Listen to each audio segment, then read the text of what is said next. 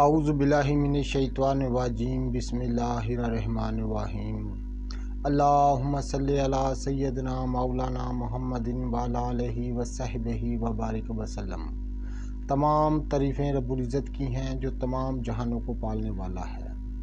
Programme حکمہ قدیم کا انسانی صحت پر فکر و فلسفہ کے ساتھ میں ہوں حکیم عامر شہزاد ڈسکا سے۔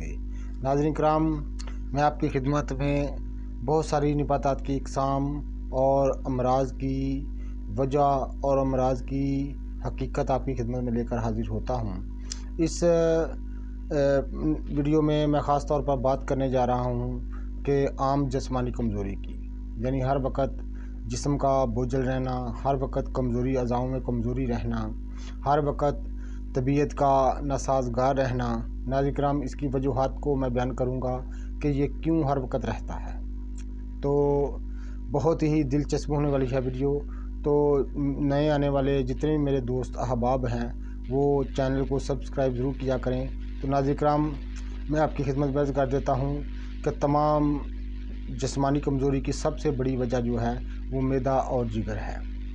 جب معدہ اور جگر پوری طرح ان کا فعل اچھا نہیں ہوگا، پوری طرح وہ اپنا فعل سر انجام نہیں دیں گے، تو ہر وقت اعضاؤں میں کمزوری رہے گی، اعصاب میں کمزوری رہے گی، دماغ میں کمزوری رہے گی، دل میں کمزوری رہے گی اور عام جسمانی کمزوری رہے گی۔ تو سب سے بہترین طریقہ جو ہے وہ ناظرین کرام یہ ہے کہ معدہ اور جگر کا صحیح بر وقت علاج کیا جائے اور معدے اور جگر کو ہر وقت جو بھی ان میں نقائص ہو اس کو دور کیا جائے، اور تاکہ تمام جسم کی صحت بحال رہے۔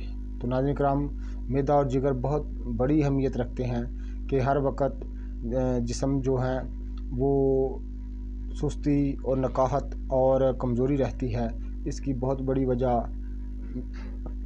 معدہ ہے، تو معدے کا علاج بر وقت کرنا چاہیے تاکہ ہر وقت سستی اور کمزوری کا خاتمہ ہو۔ تو